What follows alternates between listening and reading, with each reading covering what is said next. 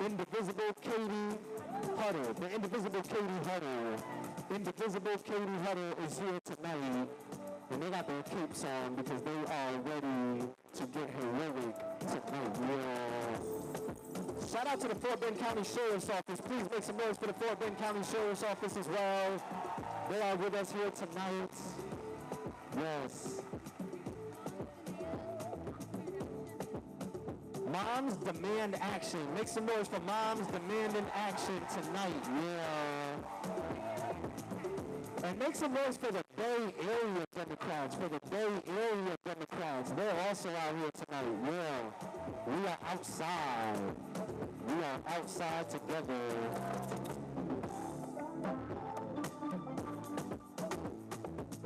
I shouted out the educators just a few minutes ago, but I want to shout out some students.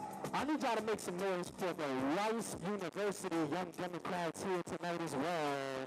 Rice University is in the house tonight. Yeah, Rice University. Hold on, but you know what though? Hey, all respect to Rice University, to the Young Democrats, but the University of Houston Cougars are in the Sweet 16. So I need somebody say, go Cougs! It's all right, Rice. You can also cheer for them since we're in the Sweet 16. It's all good. It's all good. Big shout out to Rice University, University of Houston, St. Thomas, Texas Southern University, TSU, Prairie View. We got all our colleges and universities in this area outside tonight as well. We're rocking out together, y'all. Our congressional town hall here in Fort Bend County. Getting started in just a few minutes. Yeah.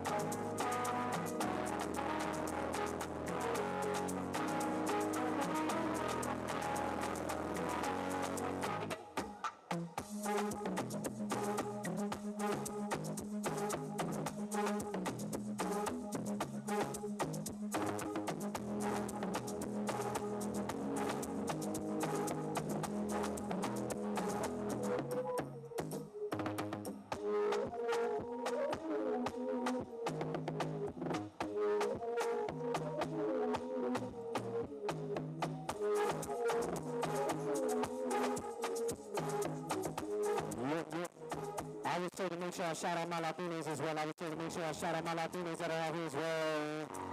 Yeah.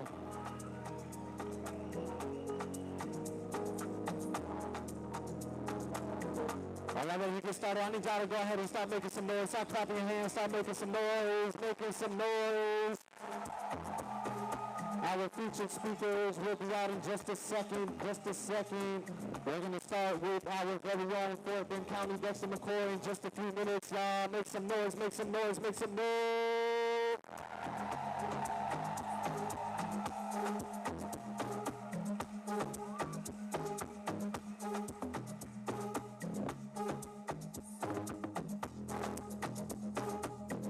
We're feeding off of y'all energy. We're feeding off of your energy tonight, y'all. We are feeding off of your energy, okay?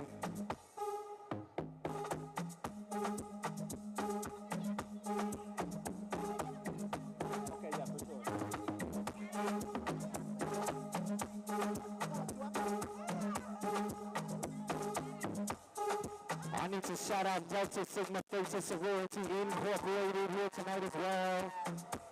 out to all my NPHC family members, D9. We are outside here tonight in Fort Bend County, yes.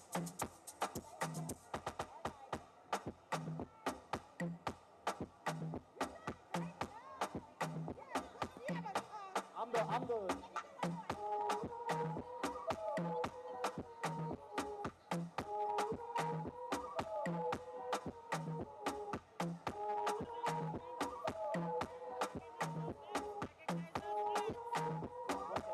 Once again, make some noise for our vets, make some noise for our vets, make some noise for our vets right now, Vets for Democracy. Shout out to my big brothers of Omega Psi Phi Fraternity Incorporated as well. They're outside tonight. I'm shouting out all the organizations. Like, we are all here together. We are getting organized together here tonight. That's right.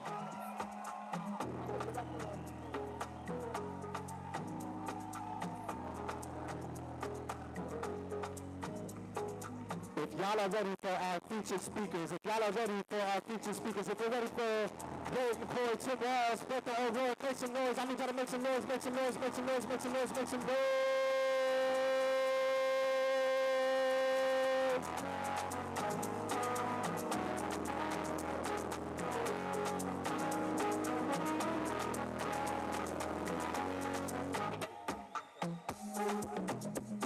Keep clapping, and clap those hands, clap those hands. I say powered by, you say people.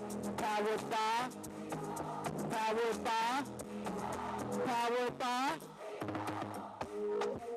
Yeah, keep clapping, y'all. We're gonna keep going. All right, y'all, here we go. That's all right. Keep that energy going. Keep that energy going. Are y'all excited to be here today? Well, good evening, everybody. I am Fort Bend County Commissioner Dexter L. McCoy, and I'm fired up that you're here today. Now, I know y'all are super excited to be here because we're wanting our voices to be heard. And we've got some folks here to help us be heard today. Now, we're here hoping that our congressman in Texas 22 will show up for us. And I got a list of elected officials who actually showed up on the job today. Let's recognize them. First, I want to recognize our district court judges, Judge Christian Becerra and Judge Oscar Telfair III. I want to recognize our Fort Bend District Court, District Clerk, Beverly Walker. Harris County District Clerk, Marilyn Burgess. And our county court at law judges, Judge Tony Wallace and Judge Tina Watson. Now, I'm going to take a point of personal privilege. We also have representation from our county attorney's office in Fort Bend County, County Attorney Bridgette Smith-Lawson.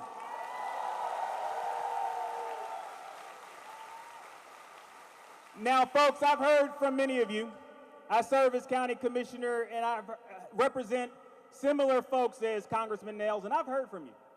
Folks are naturally anxious about the state of things and where we find ourselves today.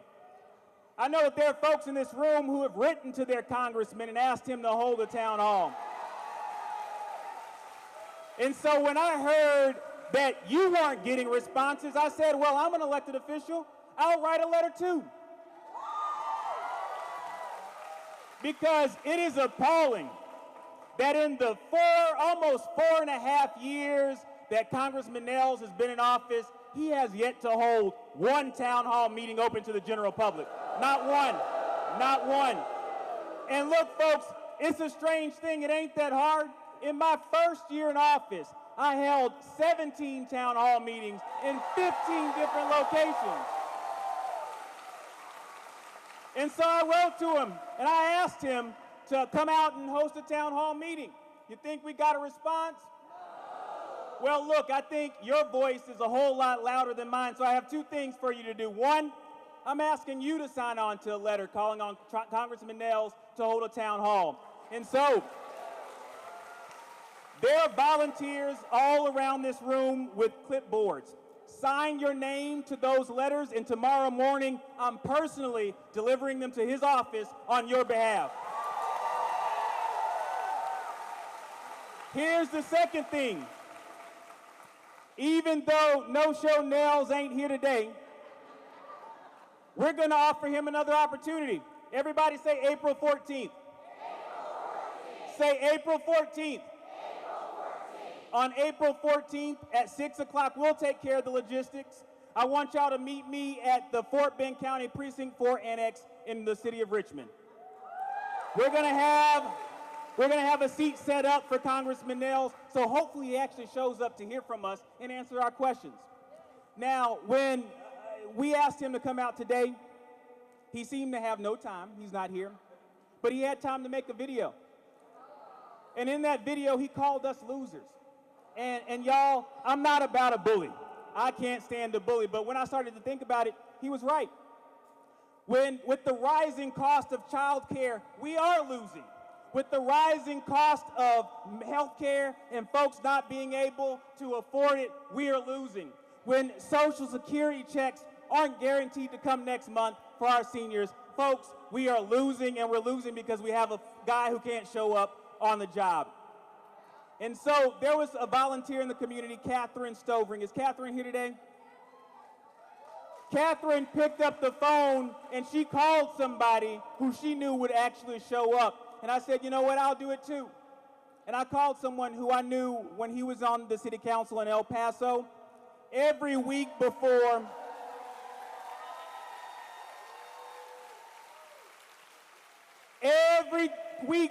he had a city council meeting, he had a town hall meeting to go over the agenda with his constituents so that he knew how they wanted him to vote.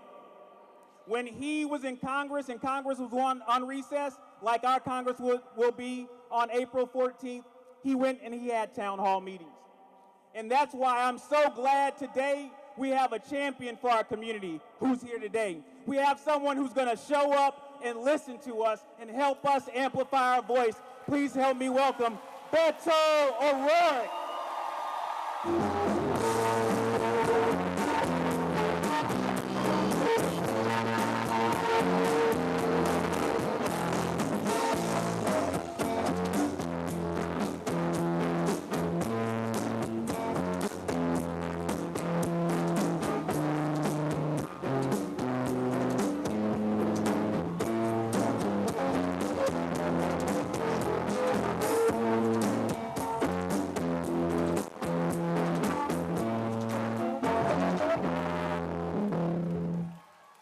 Let's hear it for Commissioner McCoy.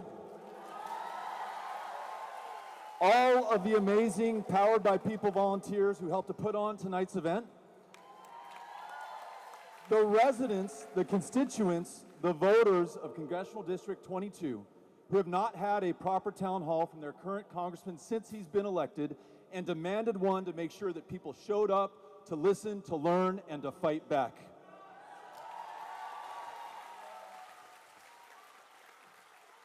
Okay, Athena, people are saying they can't hear me on this mic. I love you too. All right. Yeah. Is that a little better? All right. Just know that I thanked a bunch of people. Okay, I want you guys to go back in time. It was a while ago. In fact, it was last Friday. There was this scene in the Oval Office. You had Donald Trump sitting. I feel the same way. You had Donald Trump sitting at the Resolute desk. That in itself a crime against humanity, right? I think so. Next to him, standing, is the Secretary of Defense, Pete Hegseth. People are still saying, but folks in the back are saying they can't hear, so can we get some volume, Aisha, Athena? Yeah. Can you hear back? The folks in the back are saying they can't hear. This one? How about this mic? Better? Same. We're saying the same. Are we better back there? Can the chicken hear me? Okay. So last Friday, just to bring everybody back to the same page, you have Trump and Pete Hegseth, the defense secretary, in the Oval Office, announcing God only knows what. You can't really understand these folks. But Pete Hegseth says, he's talking about America. He says, under the previous administration, we look like fools. And then in his best Fox News weekend anchor voice, he says, not anymore. 3 days later,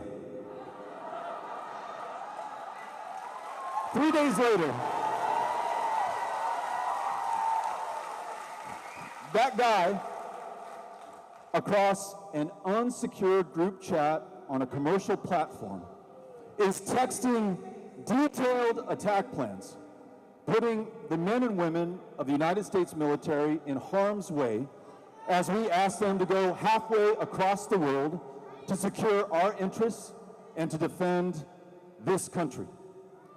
That's not it. Just in the last 3 months, which has felt to many of us like 3 centuries, these guys who said that the last administration made us look like fools, they pardoned every single one of the January 6th insurrectionists,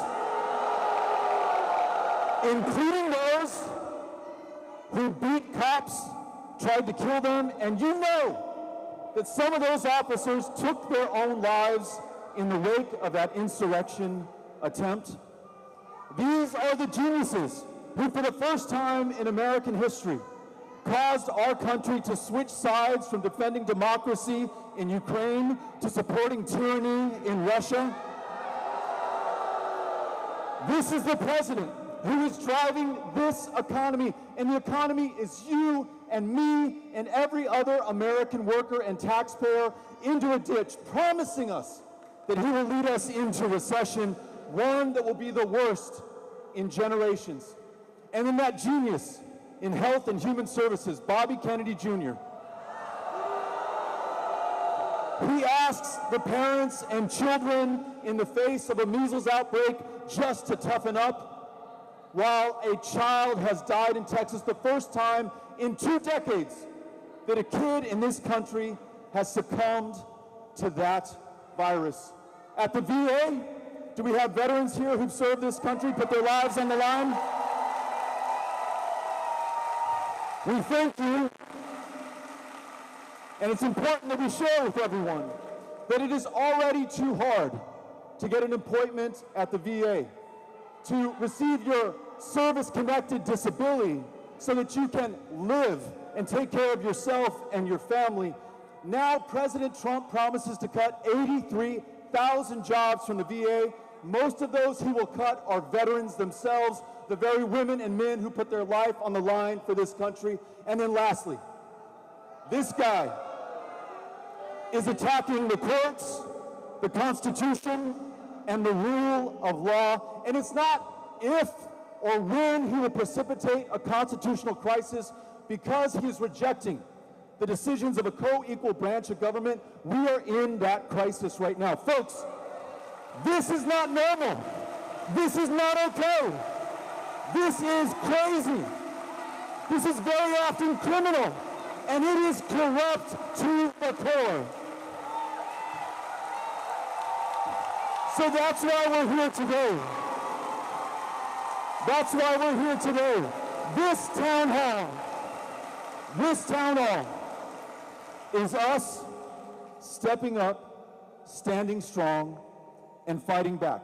Here's my diagnosis, at least for part of the problem. How in the hell did we get here? It seems that, and I'm going to talk about both parties here, okay? If you're a Republican and you're here, you're in the right place. I'm glad you came. If you're a Democrat, you're welcomed as well. Independents, we're glad that you joined us. But Republican members of Congress, the only thing that they fear is Donald Trump. That explains the otherwise inexplicable. How could they go along with this crazy, corrupt, criminal scheme out of the White House? And for Democrats, too many of them fear to fight at all. You saw Chuck Schumer surrender 2 weeks ago Friday, giving up the only leverage that we had in the U.S. Senate. My belief is that these town halls remind those members of Congress, Democrat and Republican alike, who put them into positions of power in the first place. The only ones that they should fear at all are you and the other voters in this congressional district. You have the power to put Troy Nehls into office. You have the power to put someone else and retire that guy from politics for the rest of his life. And let me tell you about the power of town hall meetings just like this one. It's solutions and it's accountability. I was in Congress for 6 years. For every single month, without fail, I held an open town hall just like this one. All comers welcomed, no holds barred. You didn't have to vote for me, you didn't have to like me. In fact, you could come to criticize me, and I was gonna stand there and take it because that was my job as a congressman. And I'll tell you what, I learned a hell of a lot by listening to the people that I served and represented. Let me give you just one example that makes the case. At one of these monthly town hall meetings, a veteran stood up and he said, Beto, you may not know about veterans like me, but I have an other than honorable discharge. I served my country, I put my life on the line, I did everything that America asked me to do. I signed a blank check. But I screwed up along the way. And when I was discharged, it came with that OTH, other than honorable designation. And Beto, that means that I cannot get in to the VA. And at a time that veterans were taking their own lives, 20 a day, every fucking day in this country, every day, these veterans with an OTH discharge, they couldn't get into the VA and they were dying by their own hand at twice the rate. This was unfair, this was unjust. Yes, there has to be a consequence for your behavior, but no, it cannot be your life. So, meeting with this gentleman and other veterans and veteran service organizations around the country, I wrote a bill from that town hall called Honor Our Commitment Act to make sure that those who had an OTH designation could get into the VA. With Tim Walz, we worked with Republicans and Democrats alike, and I feared my constituents should I come back to one of those town halls and not get the sucker done. So we got a vote of 435 to 0, Republican and Democrat, to pass it in the House. We passed it in the Senate. And believe it or not, he probably didn't know what he was signing, but we got Donald Trump to sign that sucker into law. Solutions and accountability. This stuff works. And now listen, after we have a chance to listen to Governor Walz, he and I are going to listen to you. And we may not come up with every answer, every solution that we're working for, but just the fact that we have chosen to come together today, that we have not given up and we are not giving in, is power in itself. There is power in people. And you may say, hey, Beto, you know, I don't want to wait until 2026 in the midterms. I don't want to wait till 2028 in the next presidential election, if we even have one, right? I'm telling you right now, we do not have to wait, and that's why we're here. In 2017 and 2018, Donald Trump had this god-awful zero-tolerance family separation policy. It meant that if you were coming to our country, you'd walked 2,000 miles with your baby girl. You got to our border, to our front door, to this place of refuge, to a country that is comprised of immigrants from the world over, which is what makes America great in the first place. Under Donald Trump, they took your baby from you. They sent that kiddo to a foster home. They sent you back to Honduras or Guatemala or El Salvador. Today, 7 years later, we still have not connected some of those families. But I'll tell you what, we called for protest. You came down to Tornillo, Texas. You bore witness. You shared it with your friends and families around the country. And within a month, Donald Trump rescinded that executive order. We fought him and we beat him back, and we can do it again. Do not lose hope. Do not lose faith. Though these may be dark days, and they most certainly are, and this president has pushed this country and our democracy to the very edge, to the precipice, I want you to know that we can push back. And if you look at it this way, how lucky are we to be alive at this moment of truth? You can count the generations on one hand that had the opportunity to save the United States of America at its moments of greatest peril. Those who fought in Lexington and Concord, those who brought the Confederacy to its knees at the courthouse in Appomattox, those brave service members who landed on those beaches in Normandy in June of 1934 to defend democracy here at home while fighting fascism overseas, the civil rights and the voting rights marchers throughout the Deep South who won the Civil Rights and the Voting Rights Act. They saved our country. History is calling. We must come through, and we cannot be found wanting.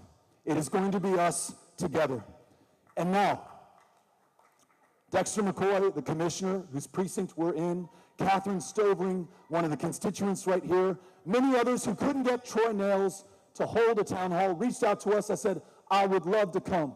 And when I shared it with my good friend from Minnesota, he said, do you mind if I join you as well? I served with this guy on the House Veterans Affairs and House Armed Services Committee for 6 years. He was always the first guy in, the last guy out. Meeting with every single veteran who testified before our committee, meeting with the veteran service organizations to make sure that we got the job done for those who got the job done for the United States of America. This guy is as real as it gets. School teacher, football coach, lunchroom monitor, governor of the great state of Minnesota. And listen, Greg Abbott, I know you're watching. Let us show you what a real governor looks like. While Greg Abbott is signing the most obscene abortion ban in America, Tim Walz is expanding access to reproductive health care for women in Minnesota. While Greg Abbott wants to shut down public schools and send our tax dollars to private schools in the form of vouchers, Tim Walz is standing behind public educators and expanding public education. And while the Republicans of this state want to cut Medicaid and Medicare, he expanded it for every single resident of Minnesota. Ladies and gentlemen, Governor Tim Walz.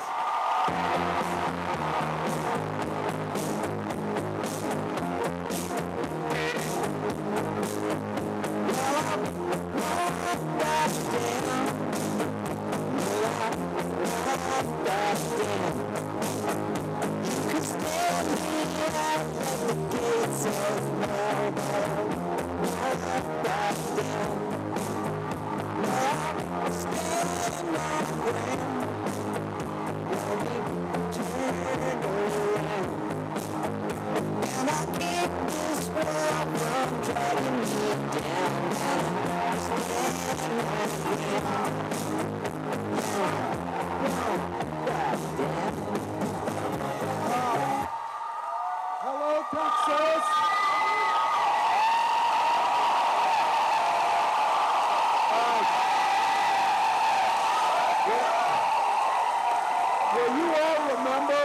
Will you all remember this? I want Beto to do my eulogy someday if I need it, just so you know. Look, to all of you and to this guy, to the Powered by People and to Beto O'Rourke. Beto's work, is that better? How about now? Okay, one time I asked a crowd, can you hear me? And the guy in back said no. The guy up front said, I can hear every word and I'll switch with that guy. So I'll try and speak into it. Look, we're in a great space. I got to say something, though, with Beto O'Rourke. I was serving in Congress for a couple terms, and a new congressman comes from El Paso. When folks go to Congress, the first thing they all do is they fight really hard to be on committees, the big committees like Energy and Commerce and Appropriations. And no one wants to be on. They want to talk about it, but very few people choose and fight to be on Veterans Affairs. You know why they do that? Because if you're on those other committees, there's all kinds of PAC dollars from people coming in. You know who the lobbyists are for the veterans? The Paralyzed Veterans of America, the DAV, the VFW, the Legion. And Beto O'Rourke not only chose to be on there, he became the leading voice, bipartisanly, to advocate for veterans' mental health and suicide prevention and help pass the Clay Hunt Suicide Prevention Act. Commissioner McCoy, thank you for your voice, to all the elected officials. And look, to each of you, you're here for a simple reason. You love your country. You love it so damn much, you drove in Houston traffic at rush hour to come to this event. That's commitment. That's commitment. And I also say this. You love the freedom and the freedom of speech, and what the First Amendment gives you, the right to petition your government for redress of grievances. Now, everybody says they love freedom. The other side does it, and they hang flags off their cars and everything else because they love freedom. Well, so do we, but I think we define it differently. When we're talking about we love freedom, we mean everybody's freedom. Everybody. Because when you're talking that you love freedom but you don't want to extend it to others, you don't really love freedom. What you love is privilege. That's what you're talking about. You love privilege. So you're here tonight to do the most basic, and I would argue, one of the most patriotic things, voice your experiences about what you want to see in your government. Now look, I'm not here to personally attack the member of Congress from this district. I am here to tell them, do your damn job. Do your damn job.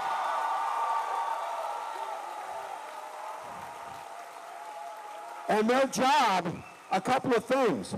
Their job is not to defend the policies of Donald Trump, it's to give voice to the people of this congressional district. Simple as that.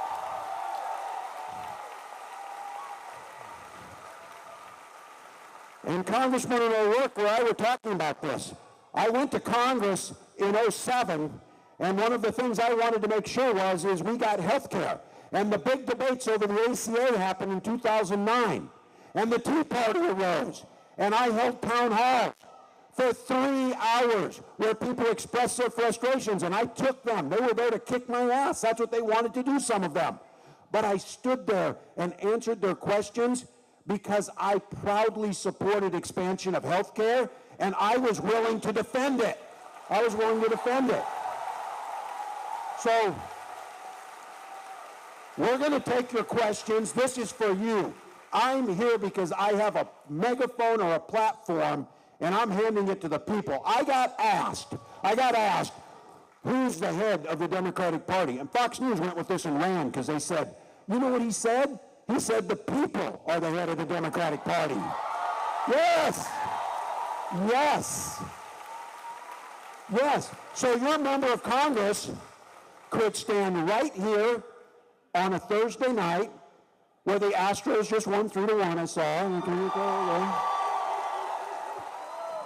Twins are down 4-2 to the Cardinals, but it's early, so we'll see.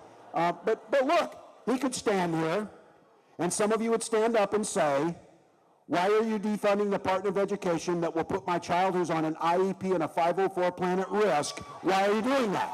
Why are you doing that? Or why are you okay with Elon Musk attacking Social Security? But look, he has said he supports these. He's voted accordingly.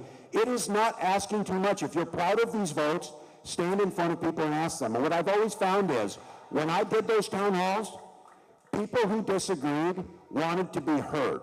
And they want you to look them in the eye and tell you why you voted for that.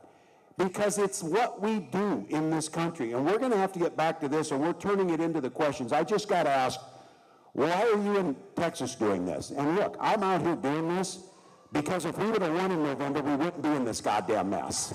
We wouldn't be in this mess. But we didn't. We didn't. We didn't. And that's on me.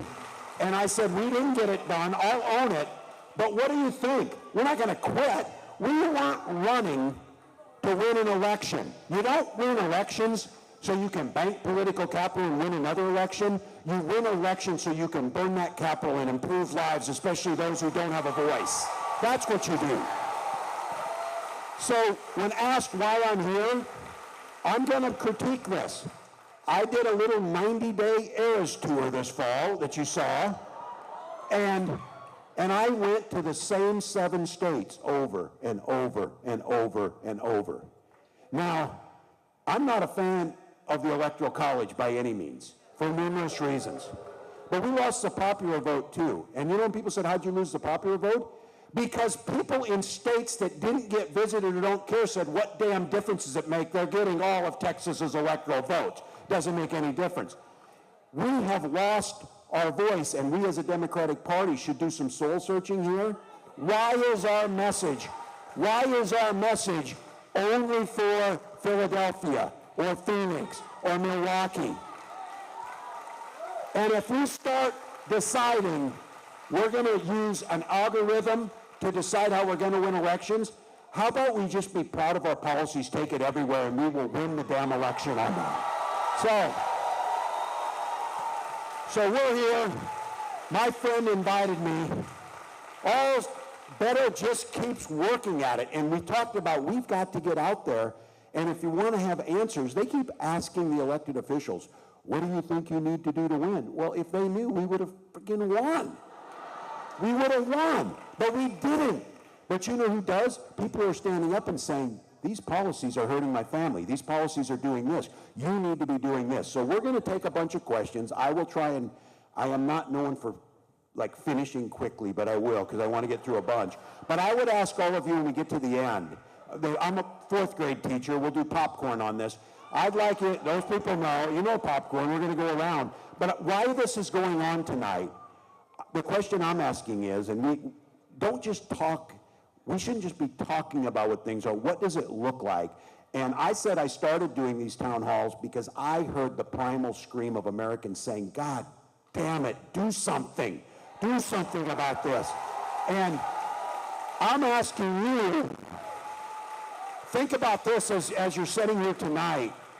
What does something look like? What do you want to see? What do you think are the ideas to organize? Because there's folks out here doing it.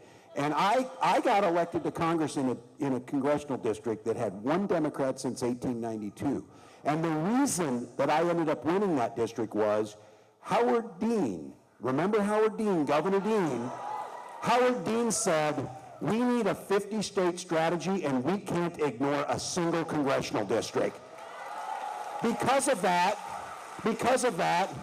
my Republican district, farm district in southern Minnesota, people put money into it, and we won that seat, and we held it for 12 years. So the same thing needs to happen here. I just have to tell you, this tour too is, to be very candid, good for my soul. Look, it would be easy to check out. It would be easy to be cynical. It would be easy to fall into the depression of seeing the crap that's around us every day. But that's not the character. I certainly know it's not for Minnesotans. For Christ's sakes, it's going to snow Sunday in Minnesota. We're tough. We're tough. Texans have a reputation for being tough, and by the way, before I do the, I'm gonna do my street cred for some of the young people here. Back in the late 1900s, 1980s, I lived over there at Westheimer in the Southwest Freeway, and went to U of H, and because it's Texas, I had to take 6 hours of Texas history. I know, for a Minnesotan, I know way too much about the Battle of San Jacinto. Way too much. but I know the heart of this state, and the reason I was at the U of H, because the people of Texas invested, and I could go to the U of H for $144 a year. Made it affordable for everyone. And the questions we're going to come to tonight is, we're going to have to figure out how to get, I'm a geographer too, and the person I'm most pissed off of in the world is whatever a-hole created that red-blue map to try and divide America by red-blue, because we know in all those areas, there's people across the spectrum. And we need to start seeing this country again as everyone matters, our voices matter, we're together. So let's do a town hall. Let's go.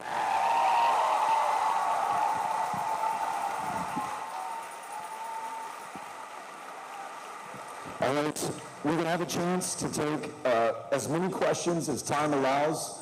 If you can pose your question succinctly, this mic might be too loud, but if you could pose your question succinctly, the governor, and if there's something from a Texas perspective I can add, I will answer them as succinctly as we can, get as many voices into this. Yeah. There were some questions that were submitted ahead of time by people who RSVP'd, and then we're just going to ask some from anybody who holds a hand up after we've gotten through this list. First name, Brittany Cooington. Is Brittany Cooington here, and can we get her a microphone? All right, we've got Brittany right here.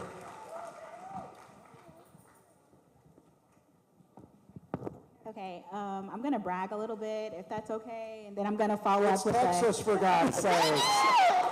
We expect it. But then I'll follow up with a loaded question, of course, because it's Texas, you know. But I'm so excited to be here today, and it's really because I feel like I came with the biggest family that I don't know, and that's the veterans.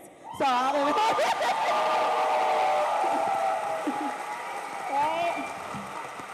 And I am a proud United States Air Force veteran from Dallas, Texas. And I'm very honored to be here today and pose this question to you on behalf of my people. All right, so with over 1.5 million veterans living in Texas, we are not a monolith, and I believe that has been made very clear by the eclectic representation that we have here today, to put it nicely. But we're obviously very concerned about the cuts at the VA and their potential impact on the veterans' health care. But more than just that, we're more than just veterans. We are the community. We're union members. I'm on a union meeting call right now. We're union members, we're women, we're non-binary, we're federal employees, we have disabilities, we are caretakers for those with disabilities, and we are a part of the LGBTQ plus community. Hell yeah. And all of that while living in marginalized communities ourselves. So here's the question. How do you believe that we can build our multifaceted identity into a cohesive and effective opposition movement against the current administration and their attacks? Yeah, no, for sure. Well, thank you. Beto, you can join in on this. We've got a lot of commonality here. I was very proud. We both served on that House Veterans Affairs Committee. I had the opportunity and the honor of serving as the ranking member. And I think Beto would say at the time we were there, it was incredibly bipartisan too, on working together, that there was that commitment. Now look, anybody in elected office, and I watch these folks, they all tell you how much they love veterans. Well, talk is cheap.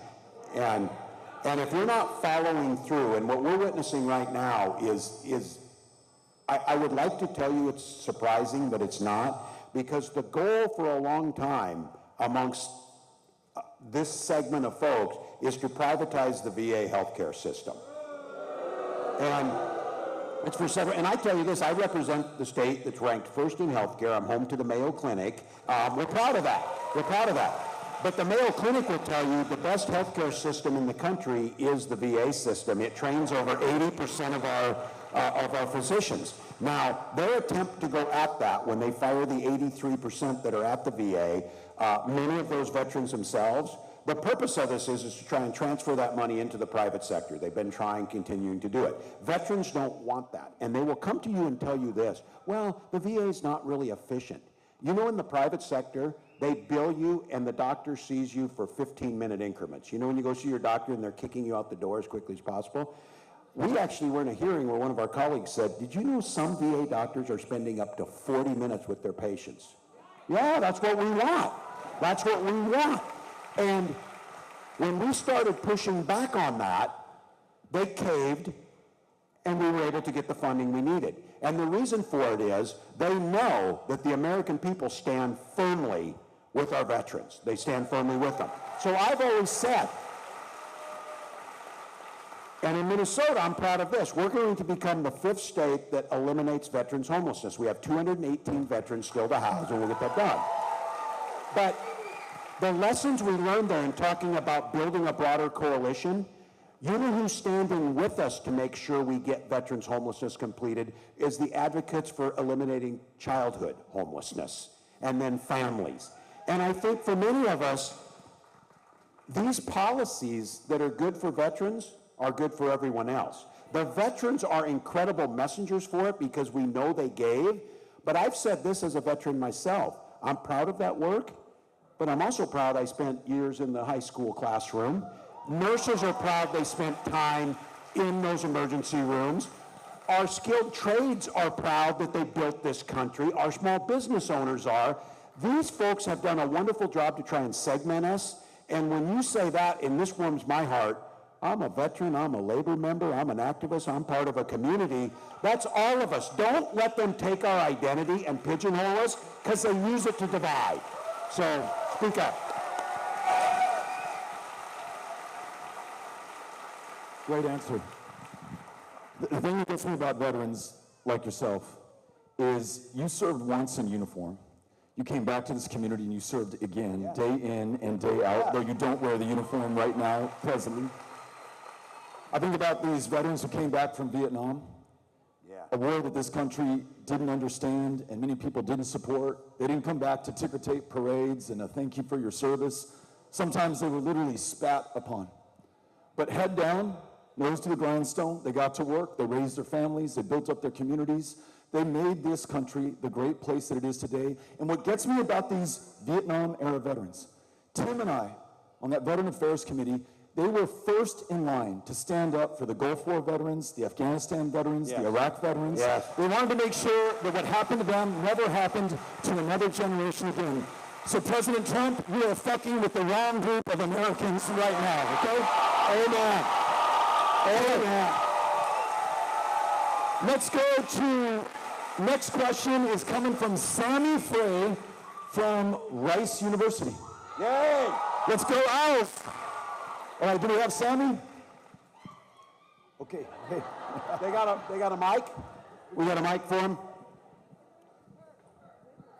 There we go. First, We need the mic on.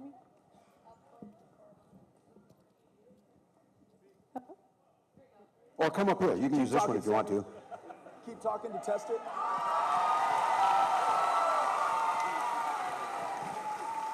all right, so my name is Sammy. I'm a student at Rice, and I just wanted to thank you both so much for taking the time to speak with us.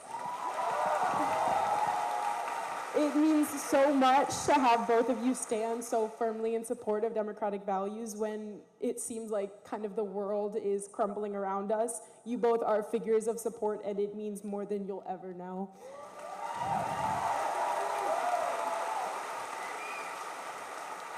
So this topic is personal to me. My dad was a federal worker. He worked for the Small Business Administration, and he was one of the many who was laid off by Elon Musk. And before he was laid off, he received a federally sent threatening messages denouncing the use of DEI language and compelling workers to report each other if they found anyone trying to encourage DEI practices.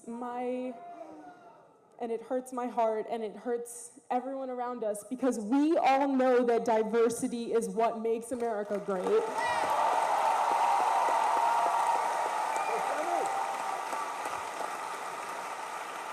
So, I know you told me not to ramble, but my question is, how do we speak about and plan for the inclusivity and diversity of opinion that we need to rebuild this country when those terms are being so demonized by the people holding power right now?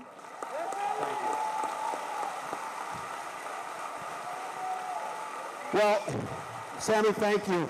And to all the young people who are here, I just pause for a moment and look around and look at, I'm especially talking about these old white guys who seem to disappoint us on a regular basis in this country, but not this group that's here standing with you.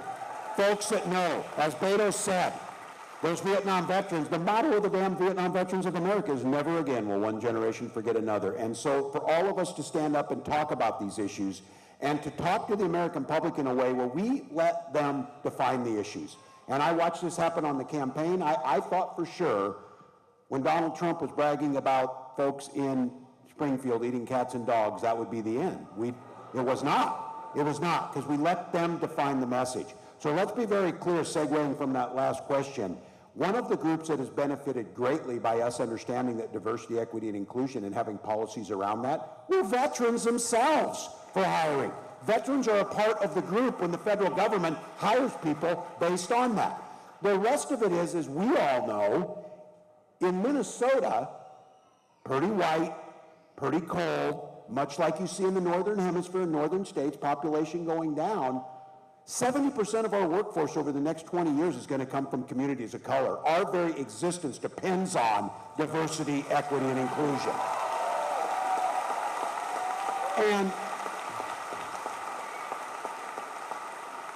And I'm just going to note this shit show of a text chain that was going on could have used a little diversity, equity, and inclusion in the people who were there. So I think, and I'm going to own this, when we see people back off and we see corporations back off to the threats, instead of leaning into and knowing we're doing this because it's not only morally the right thing to do, it's economically the right thing to do, and our culture proves that our strength is our diversity, we've been talking about this for years as a country of immigrants. And we let them define the issue on immigration. We let them define the issue on DEI, and we let them define what woke is.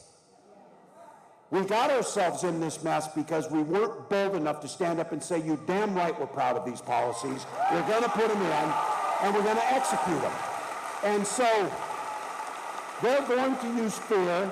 They're going to do whatever they can. What I would say is, we need to make sure we're highly organized. Let's provide the data. Let's show them where things are at. They're finding out now, Florida kicked everybody out, and now what do they have to do? Weaken their child labor laws so we can put kids to work?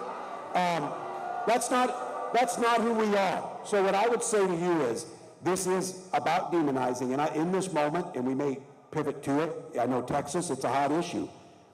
Immigration's a hot issue on our border too, Canada. We like them. We like them. But if we're afraid to talk about these harder issues, if anyone's finding it hard to find their voice and say what happened to this young woman at Tufts University is absolutely horrific, then we deserve to lose elections.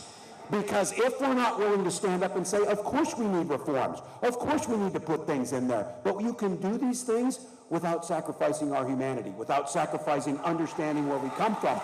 DEI is the same way. Thanks. I love that.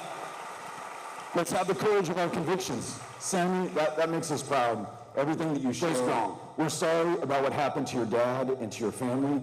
The reason we're here is so that we stop that from happening. A reporter asked me earlier, hey Beto, do you think the Democratic Party tent is big enough for all of these different views and voices? You know, you got people on the far left, you have moderate Democrats. This is my answer. Tell me if you agree. I don't think the test right now is between people on different ends of the political spectrum. The test to define who a Democrat is right now is, are you going to fight or are you going to surrender? I agree. Let us be fighters right now. Let us fight. All right. We have Tanya Pettis and her 11-year-old son, Aiden. All right, Tanya Pettis and your 11-year-old son, Aiden. Aiden, where are you? I think you got right here. Here you go. Come on up. Yeah, you got that one. Come on up. My name is Aiden, and I'm a 6th grader who attends a Title I school. If Trump dismantles the Department of Education, what can I do to protect my right to a good education? Wonderful. I'm taking this one from you. Thanks, brother.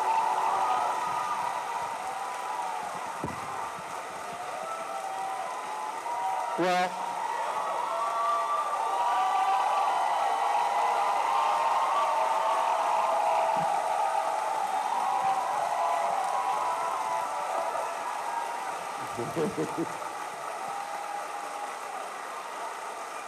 Well, Aiden, thank you. Thank you for coming. Thank your parents for bringing you and participating in the democracy.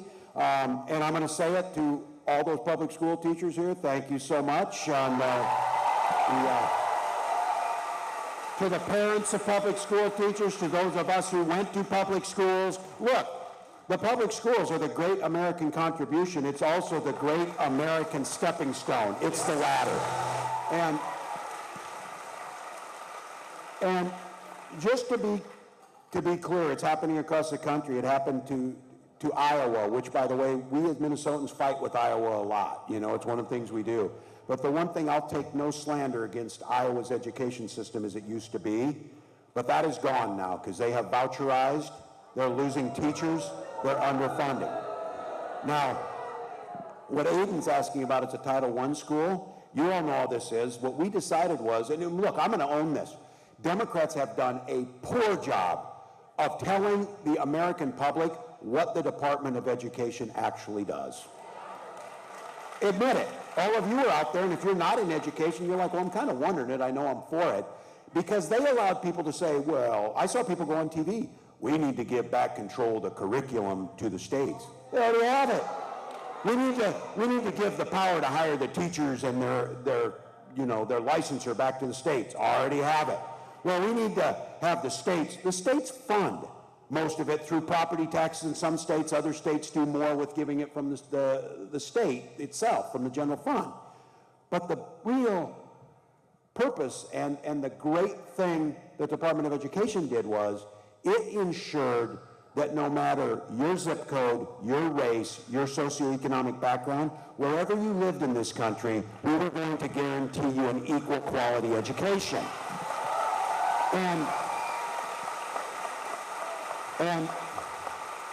And just because you're a northern state doesn't mean that you escape some of this. We all know things like Brown versus Board of Education or troopers escorting Ruby Bridges into the schoolroom is because left to their own devices, states won't give an equal education to every student. And so when they come at Title I, they're going at the schools where people need more. Or they're going, for many of you in here, like my family, my son is protected under IDEA, Individuals with Disability in Education Act, which the new secretary didn't even know what it was. This is the guarantee that no matter what your disability is, we will guarantee you access to that classroom and access to a quality education.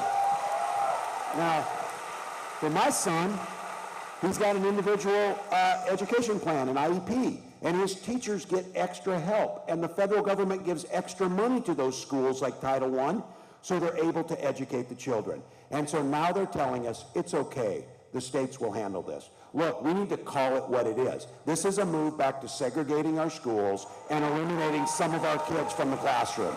So the thing we do here is we make damn sure, and we're going to make sure, look, Beto does this, what I love about him. He speaks right from the hip. I do too. Sometimes it gets me into trouble. And somebody said, do you regret? Well, you know, you always regret a few things. What I don't regret is calling Elon Musk a dipshit. I do not regret that. I do not regret that. And this guy, for all of you, how do we make the case for the taxpayers of Texas who sent their money to the Department of Education to make sure we had equal access across this country? How are we not framing this up that Donald Trump is defunding America to give tax cuts to the very people who are cutting these programs? It's that simple. So, Aiden, our commitment's always been there, and I guarantee you, 80 to 85% of the public is 100% with us on this. Every child in America should be guaranteed a quality education. Thank you. Thank you. Good job, Aiden.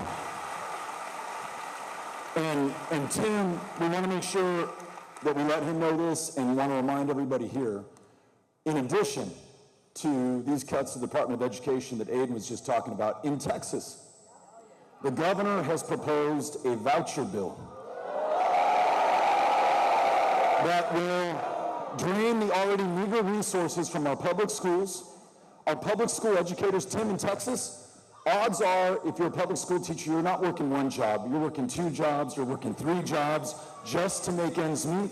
After going decades for retired teachers not getting a cost of living adjustment in the state of Texas, and to add insult to injury, they want to take $1 billion of our tax dollars, send them from private schools and taxpayers just like us to private school families who are already sending their kids to these institutions right now.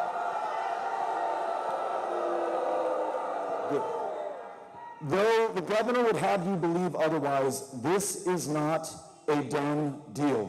Please call your state representative, call your state senator, say no on vouchers in Texas, yes on high-class, world-class public ed in the state of Texas. All right, we're now going to go to Mary Ann Helms, right here in Rosenberg. Right here. I'm going to give you my mic. I just wanted to thank both of y'all for being here when our congressman is not here, and that means a lot to us to be able to have a voice. My question today is about election integrity. I hope they have seen the reports from cybersecurity experts that they've released analyses of election data out of Clark County, Nevada, that show some pretty convincing evidence of election tampering. My biggest fear is that we're not going to make it to the midterms. So what can we do to make sure, A, that the midterms actually happen, and B, that they're free of fraud? Yeah. Thank you for asking. Well, this one's a core. We saw just recently Donald Trump's executive order to make it more difficult, specifically to women, trying to make it more difficult for women to be able to vote.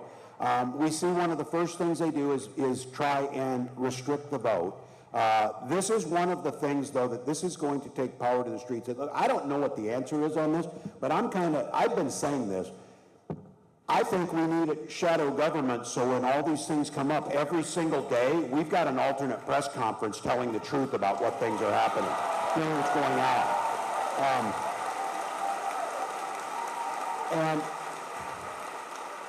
And on this piece on elections, I'm going to go back to this again about what I think the Democrats have done wrong when they've had power. I think we've been timid. I think we tried to cut deals. Look at Barack Obama came in 2008, he had a 75% approval rating, not 44 like we see now. He had the House, he had the Senate. Well, the Republicans didn't have any charismatic leader to push back. They had John Boehner and Mitch McConnell. And they stopped everything. And they slowed everything down. And they made a difference. And so I think there's a lot of Democrats who are saying, well, when you get power, it doesn't get any better. So I thought we had an opportunity to pass the John Lewis Voting Rights Act when we had that control, and we didn't do it, which we should have done. I thought we should have passed an Employee Free Choice Act to make it easier to form a union when we had the opportunity. But what I learned from that was when we in Minnesota in 2022 got the trifecta for the first time in decades, we had the governor, the House, and the Senate, and we had it by 1 vote. You know what you call a 1-vote majority? a majority, and that's what you do. And so we passed, in Minnesota, we have automatic voter registration for everybody in the state. Starting at 16, 17-year-olds can work as election judges and get into the system to know what they're doing. We restored felon voting rights so everyone could vote. We extended early voting and vote by mail. And we did that not so Democrats could win elections, so that we could honor our Constitution and understanding voting is the heart of what we do. And so we have to get back out again, make the case to the American people that that sacred right of voting, if you're Democrat, Republican, Independent, whatever it is, we need to protect it, starting at the state level, and then make the case when we have power, we should have passed the John Lewis Voting Rights Act so that they couldn't be doing some of this, and that's what we need to do. Thank you for this question. I'm going to brag on Fort Bend for a second. You know, I mentioned that courthouse in Appomattox and the price that this country paid, the hundreds of thousands of young Americans who gave their lives to defeat the Confederacy, the institution of slavery, to ensure that we actually lived up to our foundational principle, that we're all created equal and that we will be treated equal under the law. Right here in Fort Bend County, following the Civil War, the first African-American ever elected to the position of sheriff in the United States of America was right here in this community.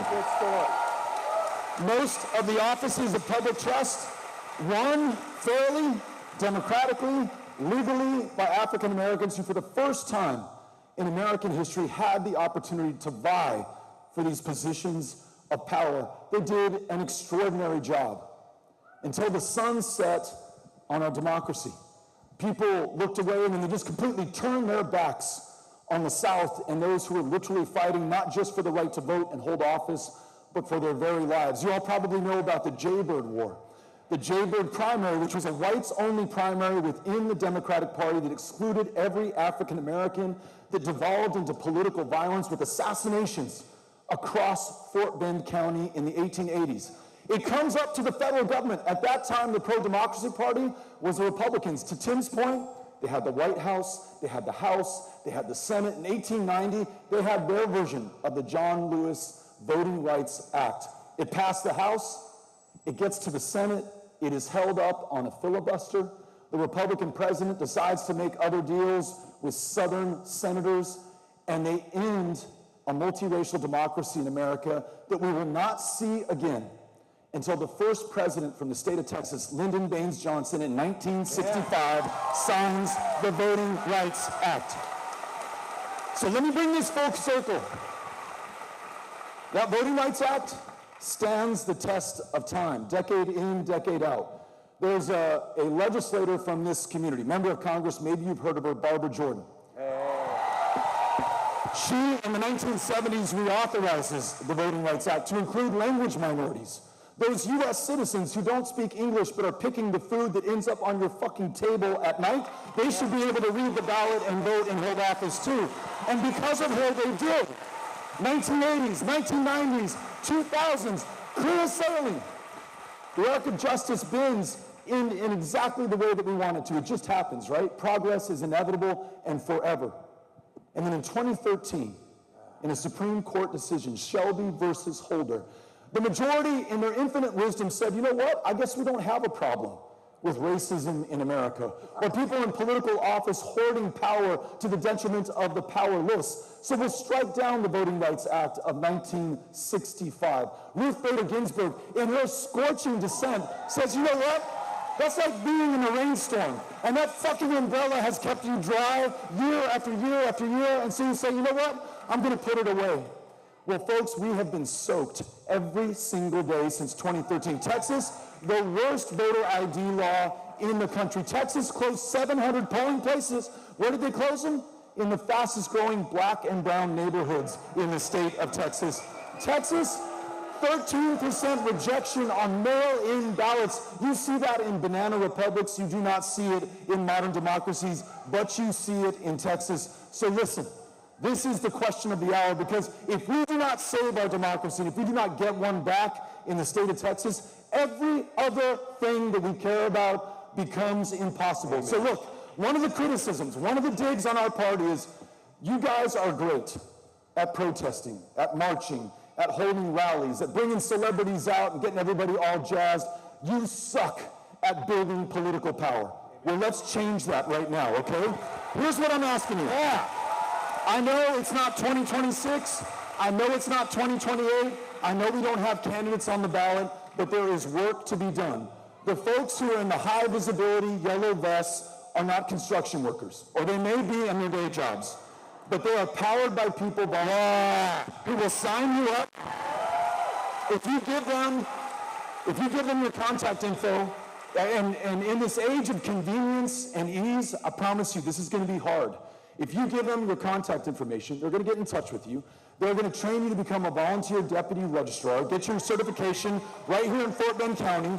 They're going to go with you to the places where unregistered, likely Democrats are, get them on the rolls, stay in touch with them, turn them out so that we can fight back and win that election. We will not win if we begin to work in 2026, That's right. But we will if we do it in March of 2025. You with me? Yeah. Let's do it.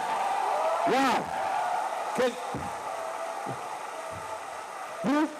Do you all remember that commercial, The Most Interesting Man in the World? It's Beto O'Rourke. It's us.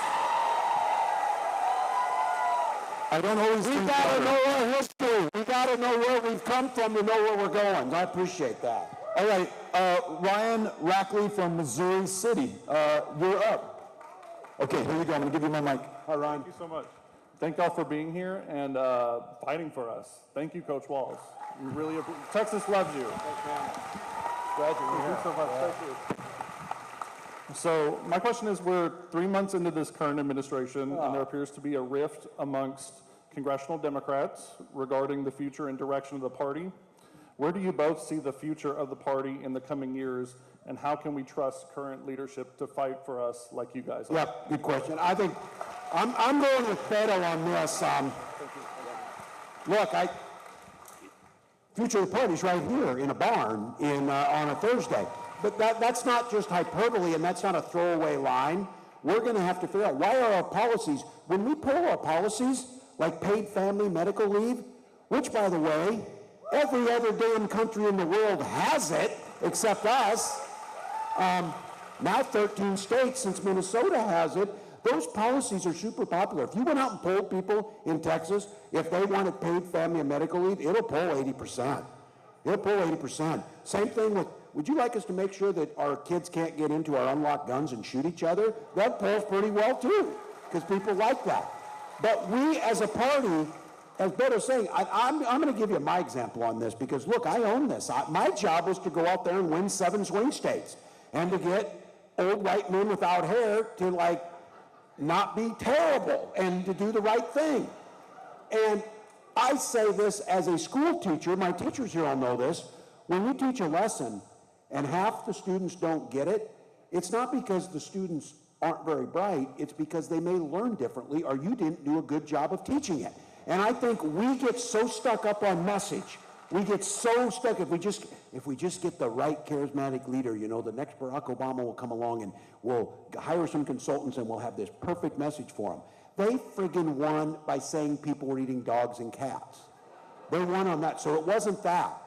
But it's this issue that I think Beto's at. Our policies are good for people.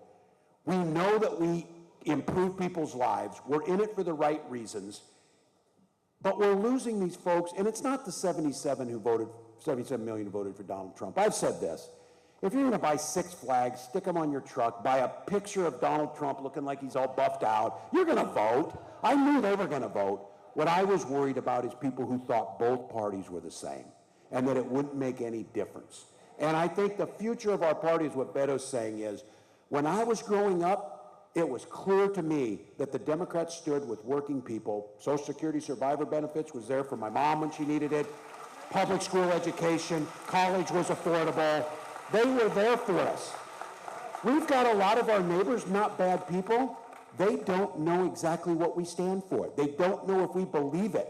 And I think Beto's making this point is, Let's throw it all out there, fight like hell, and show them that we understand exactly why they're feeling the way they're feeling, exactly why they're so nervous, exactly why it matters to go to the polls, because it'll improve their lives. So I think the future lies with those who are bold. I think the future lies with those who aren't afraid to say, we're not taking your bait on this. I'm not going to fight fights. I'm not going to demonize little kids for who they are just because you don't simply like that. We're going to fight for the things that matter.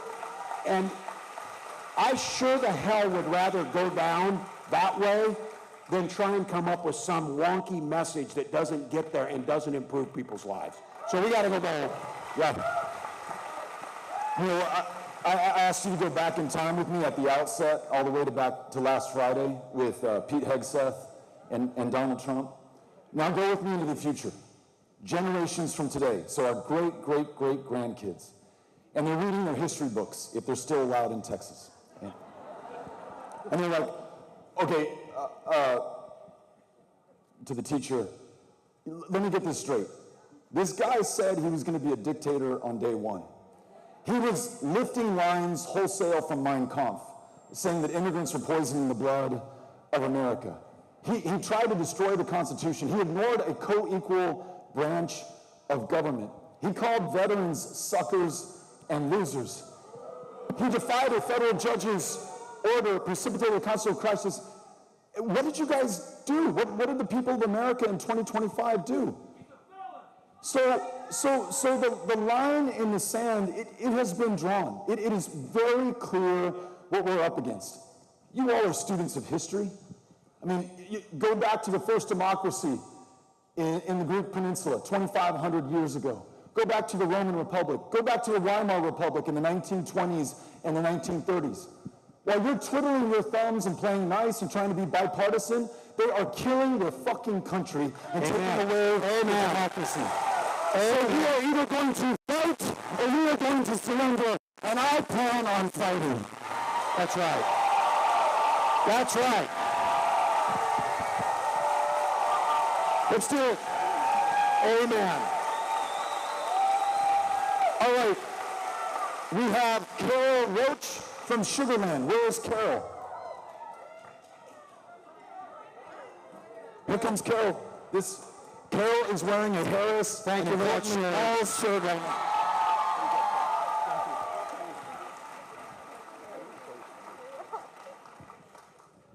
Thank you so much. I am Carol, and I am the mother of 2 children, amongst many other things. And my youngest actually has Down syndrome, so she's technically disabled. And I have had to educate myself on things like the IEPs that you mentioned earlier. Yeah. We did early childhood intervention to help get her some of her services that she needed. And I am very discouraged by all the attacks on all the services that would, I'm very upset about all the attacks on all the types of departments that offer services to not only disabled children, but also when they're adults, things like Medicaid, Medicare, Social Security, disability, you know, the Department of Education, and making sure that my child will get an equal education to everybody. And so my question is, what do we do now to support those people who may be losing access to these things very shortly? And what is the plan to rebuild should we get the chance? These programs. Well, there's several really good points in here. Carol, first of all, thank you for sharing. Thank you for trusting us with your story. And look, don't underestimate, you're hearing this, the power of story and what Beto's talking about, the time to fight now. There's going to be a real push, and I was saying this, that he gave you the history on this.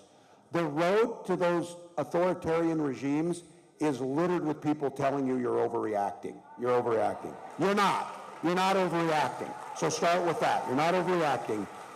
And then telling the stories that are real and that matter to people. We need to start using language better. Shame on any one of us again if we ever use the word entitlement when we're talking about these programs like Social Security. They are not entitlement programs. We pay into them. They return money back to us. And we have made a decision in our society that you can't do it all yourself. You know, these people, they're all apparently self-made men. You know, they did it themselves. They had no one else help them. They built all their own damn roads. They built all their own water treatment plants. They did anything. And then they want to say anything you do as community is socialism. Well, the fact is, we have determined, and this is what we need to call them on. That's why your congressman should be standing here and listening to Carol and say, why was he okay when he answered a question coming out from the press when they said, are you okay with the cuts to Medicare and Medicaid? And he said, yeah, I'm fine with them. What that means is he is making a determination that we long ago agreed that we're kind of in this together. And but by the grace of God goes each and every one of us. And the money that we put in makes sure that each one of us gets those services we need. And we are not doing a good enough job of telling the stories of why they matter to each and every one of us. Again, if you're a billionaire, you don't give one shit if you get a Social Security check, because you don't need one. It's the same thing. It's the same thing when they complain about property taxes, and then local small communities don't have any money, so they can't have a local swimming pool that's a municipal swimming pool. Well, if you've got one in your backyard, you don't give a damn about the municipal swimming pool. This whole thing about selfishness and about, again, if you're talking about school vouchers, that is a tax giveaway to the wealthy who are already getting it. Talk about nothing else. Doesn't do anything else. So we as Democrats have to use our language better. We have to tell the stories of why this impacts people. And then we have to make the case, by the way, for our economic growth. Okay, they're complaining that we're spending money on early childhood education. For every dollar you spend on early childhood education, you get $12 back into the economy. $12 back. For everything that we teach a child, like Carol's child or my child, that they're able to be more self-sufficient when they get out of school, they're able to then pay their taxes and be part of society. Not only do they live a high-quality life, it makes things work better. And we've allowed them to make this pitch that it's about the wealthy are creating all these jobs and we can't tax them or whatever. I'm just saying this, maybe you knew this. He's brighter than I am. He might have known this. When I got to Congress, I went through my first year. You go in there and they give you, they do that in-processing briefing, and they said, well, you're gonna have to recognize many of you are gonna take a pay cut. And I'm sitting there as a public school teacher saying, my God, this is 4 times more money than I've ever seen. But I got to August and my check went up. And I looked at my pay stub and I said, why am I getting more money on this? And I said, oh, they made a mistake. They're not taking out Social Security anymore. So I went to the payroll office and I said, you made a mistake. And they said, they're looking at me like, you're a congressman. You should know this shit. They said, there's a cap on Social Security and you don't pay it after you make that much. And I'm like, well, that's a ripoff. Why is that the case? If anybody tells you Social Security's in trouble, it's a very simple fix. Just have everybody pay Social Security on the money they make. That's all you have to do. Very simple. All of us do. We all do. Did you know that there was a cap? There's a cap. Yeah, they're stealing your money. We got to do better. Remember they did the whole defund police thing, which of course we were not doing?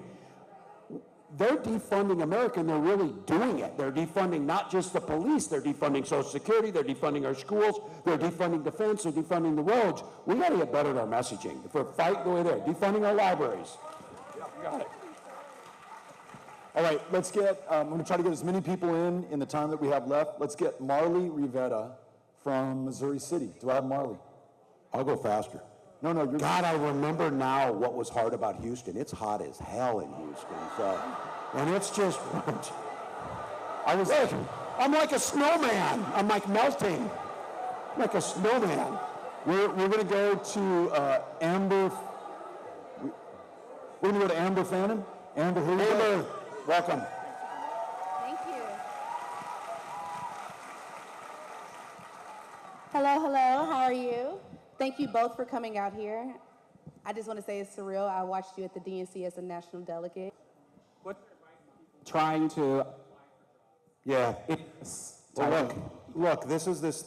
you see it, that they try and demonize, they try and take a segment of our population. Let's be very clear here. What the trans community is asking for is simple, basic human rights, and that's a very simple thing. It's a very simple thing. And when we start negotiating that is when we get into trouble. And so I think the biggest thing is that the states are going to be the protections on this now. I'm sorry for that, and I didn't come down here to poach teachers and things like that, but I've been telling our biggest companies or whatever, why would you locate into states where women are criminalized for their own health care, or why somebody's identity is that? At some point, like this gentleman, we need to make them pay with their money. We need to make them pay economically. So I would just say, this is going to be a rough row. I think for all the rest of us, to be clear on this, just be standing up. And I go back to what I said in the beginning. If you're not for freedom for everyone, then you're for privilege. And why do we let them define rights like a pie? If somebody gets a slice of that pie of freedom, you don't lose some because they're not a goddamn pie. They're human rights, and it's not that hard. So keep fighting. All right. Got one? You guys waiting? We got veterans. Yes, sir. Yay.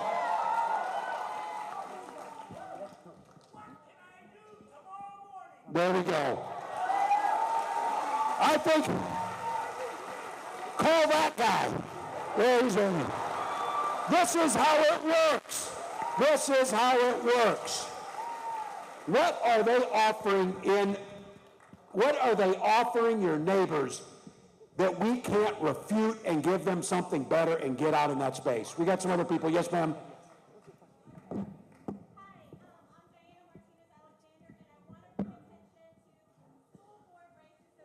Yeah.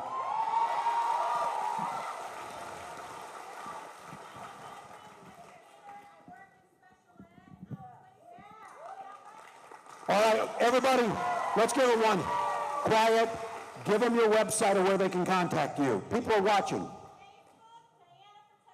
Yes. Good. Thank you. That's what we can do. We can run for office. You got some folks?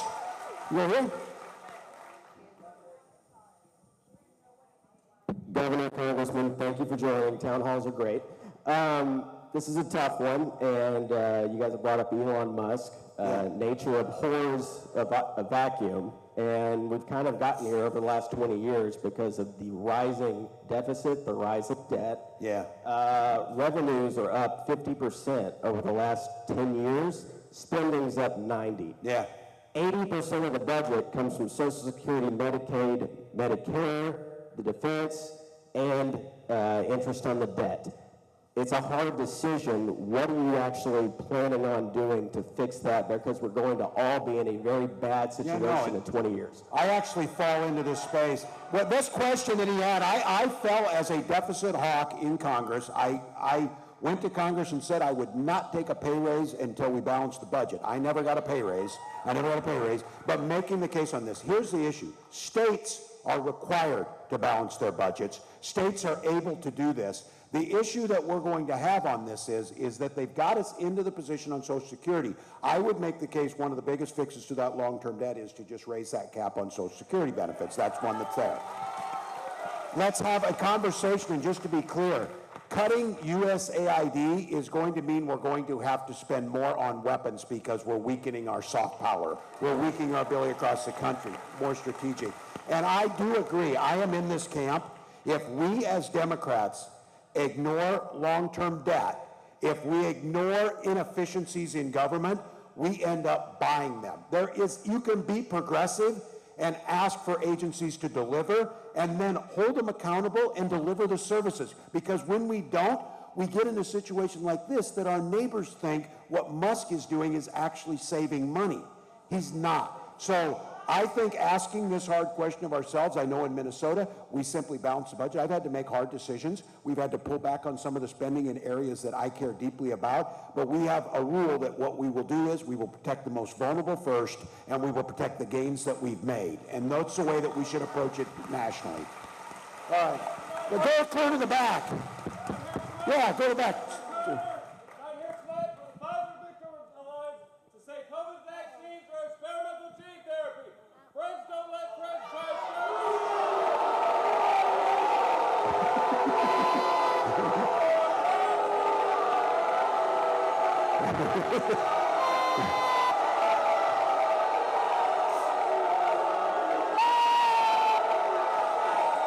Freedom of speech.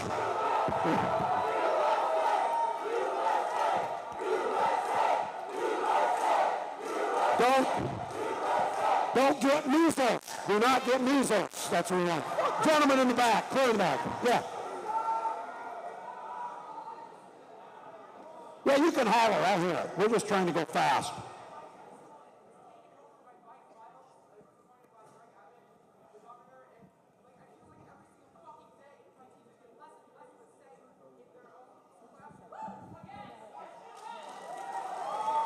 You want to get that? We don't have to, given that. Yeah, thanks for sticking up for us. Yeah, so, great question. The state takeover of a school district here in Houston, HISD, local control out the window. Of all of the thousands of school districts in the state of Texas, how did they pick this one, right? Maybe related to, of all the places that you would want to close down polling places, not only the fastest growing black and brown neighborhoods, but college campuses right now. What are you afraid of, those who are in positions of power?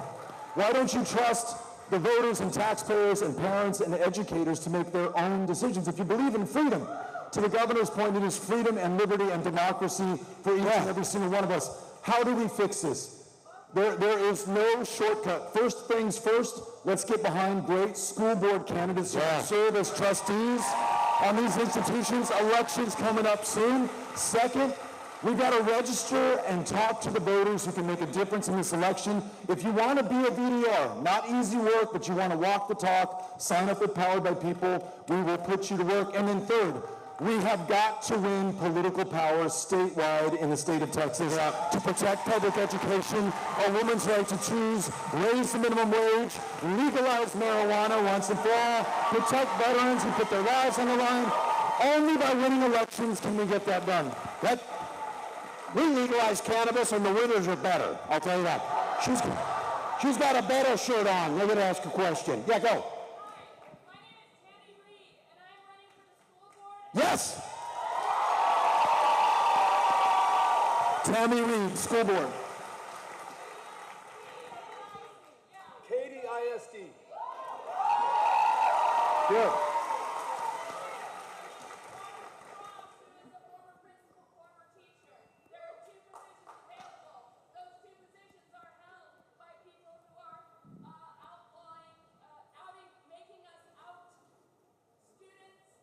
Yeah.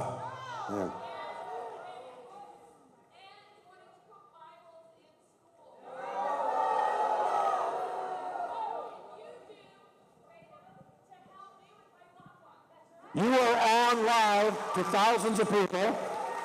There was a message in Minnesota. You know something that was super popular? In Minnesota, we passed a law that every child gets breakfast and lunch every single day for free. And here's your message. While these folks are banning books, we're banning hunger. So take it and run and make the case. So we got a cavalry hat. We're going.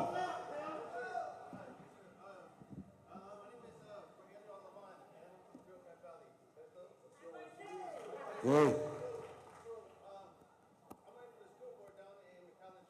Yeah.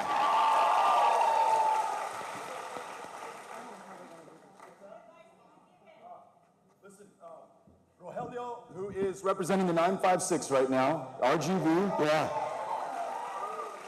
says, what advice can we give him? He's running for school board. For all the school board trustees, folks running for school board. How many are running for office this year? Raise your hand if you're running for an office. As many as you can. Good.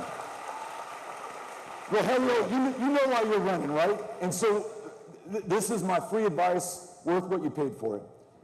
I would knock on every door of every likely voter. In a school board race in Texas, you can knock on every door of every voter. The turnout for school board races is 3%, 5%, 8%. It's not 50%. You can meet every likely voter. You show up and you do two things. One, you tell them why you're running and what you're going to do for them. Two, and I know you know this, Rogelio, you listen to them. You ask them, hey, what's important to you? My first race running for city council, knocking on my first door just next to Wrestler Canyon in El Paso. hey, I'm Beto O'Rourke, I want to work on property taxes and make sure that public safety is a priority and that our parks are green. And the woman stops me, she says, that's wonderful, but I want you to save this canyon next to my house. Developers are going to build on it, so please save Rustler Canyon. Second door, I knock on it, I give her my spiel, she interrupts me, hey, I want you to save Rustler Canyon.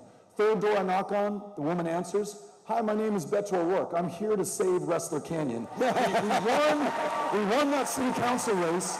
Rogelio knocked on every door, listened to and talked to every single voter.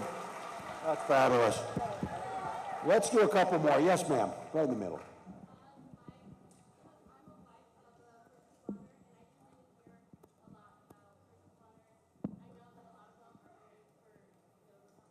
Yeah.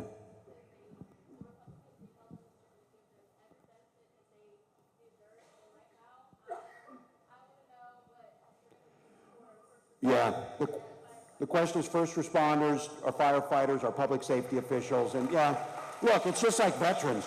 Republicans they'll stand in front of every veteran group they have, but when it comes time to stand behind them, they're not there. Beto and I were in Congress when we watched the Republicans try and take down the 9/11 first responder bills for the folks who received that. We need to hold it accountable in Minnesota. We need to make sure that I stand in front of them and tell them we're going to fund for them. The issues around first responders is really challenging now, something we passed in Minnesota, and I would encourage it nationally on this. We see an incredible amount of rare cancers amongst firefighters. I think all of us know why, because of where they're around. We don't make them go to court or argue that. If you get a rare cancer and you are a firefighter, it's presumed in the line of duty, and we pay. We pay you, your family, and everything else. Those are the things we have to do. We have a 16-year-old. Got it. And it's 8 o'clock. So thank you for coming here, Governor Walz. I'm a little nervous, sorry, but we're glad you're here. Thank you. So I'm not from the Fort Bend County area, but I saw you were having a town hall, and my mom's right there. She gave me the option to get signed out of school and come here, or stay in school, and that was a good choice. Teachers will sign off. They'll sign off. So I wanted to. I'm a high school student. I'm a sophomore. I'm 16 years old. I'll be able to vote in the next midterm. Yeah. And the Democrats want to figure out how do we get the youth in politics. Well, I have a suggestion. If we think back to December, right after the election, our excellent representative, Alexandria Ocasio-Cortez, she was running against Jerry Connolly for the oversight chair, and Jerry Connolly won out of seniority. And if there's anything that pisses high schoolers off, it is seniority. That is sick. This is a good point.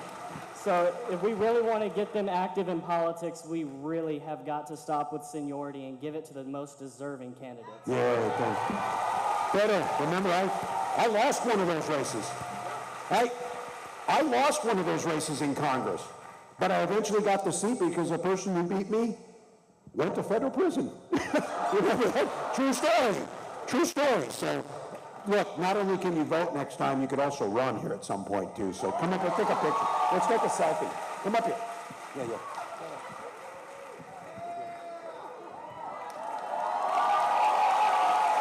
Nice to meet you. Yeah, thanks for coming. She wants to ask a question about women's rights in Texas. Let's have it. Explain the shirt to me first, though.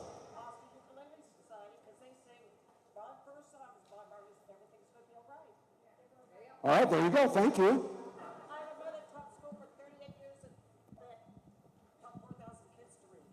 Wow. Yeah. Yeah. Well, look. I said this, and I thought it was the strongest pitch when we were trying to get votes at the end. I said, if for no other reason, vote for us so you don't have to see this guy on TV every goddamn day. And I want right now, and I've said this might be the most unsatisfactory I told you so political tour in the history of the world, but let's just all agree that Kamala Harris was probably the most qualified person to run for that office. And we're kidding ourselves. We are kidding ourselves if we don't think because we have a highly qualified and accomplished black woman running that that's why people voted the other way. So We'll stand up, stand for it. Thank you. Grateful. Grateful. Yeah, get us in here. I got a state I got to go govern. But I think we can stay a few more minutes. I know we had you here. You've been here a long time, but if you want to stay a little longer, let's go. Let's hear a few more folks. So, yes, ma'am. We're going to.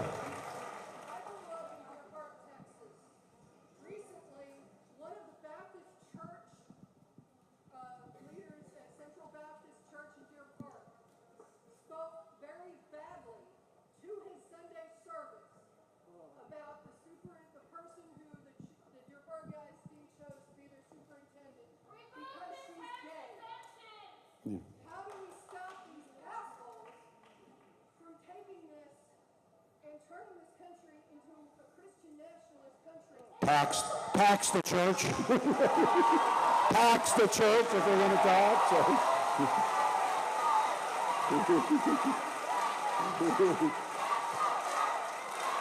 You're worried. That's a big deal here. Yeah. You know, the governor may not know this, but there are no campaign finance rules in the state of Texas. The governor of the state of Texas can, and he did, take a $6 million check from one billionaire Christian nationalist donor, and you wonder why he has such a hard-on to privatize public education. And it is because of the money. Always follow the money. I said it earlier, these guys are crazy.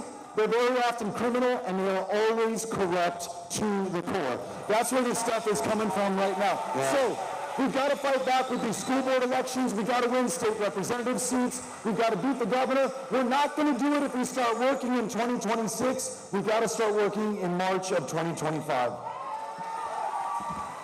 Hi, my name's Jennifer Branch. I'm from Orange, Texas. I drove 2 hours to be here because Dave Phelan is my representative and he does not represent me. My question is, and I think the majority of the people that are sitting around here will agree, when are they going to start impeachment process on Donald Trump? So, listening to where you're from is great because I love this because you know that the news story on several of those stations is going to be you were all bust in here. What are you going to do with your George Soros money, all of you? You're going to buy something new with that? Look, speak to them. Tell them what has to happen. And Democrats we can't do that. We can't do this. Look, there were opportunities after the 2020 election that folks should have moved and done things and did not. And now we got into this situation where we're at. We can't make that mistake again. And I said this, we're going to get back in power. And Donald Trump said he was going to be on a revenge tour. And I said this, I said, well, what are you going to do? I said, we are too. And you know what we're going to do? We're going to rain down health care on people. And we're going to rain down education on people. And we're going to do what people are asking us to do. But look, don't allow anyone to tell you anything that's happening now is normal. Don't allow anyone to tell you to calm down, that it's not as bad as you think. It is. But look, someone asked earlier, and I didn't answer the question. I'm not saying this is a silver lining, and the destruction they're doing, the bulldozer as it was described, is happening. We need to make sure when we build back that we're building back to make sure that everyone is heard and everyone is represented and everyone is seen. Let's do one or two more. You call it. You got a few.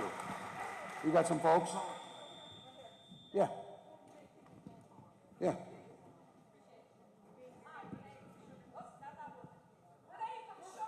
Yeah.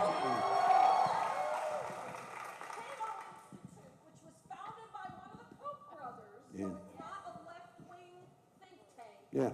Did a study in Texas from 2017 to 2022 that showed that legal immigrants are 46% less likely to commit a crime. Yeah.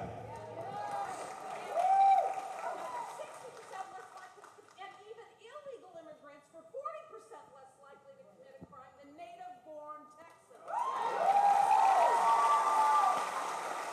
True.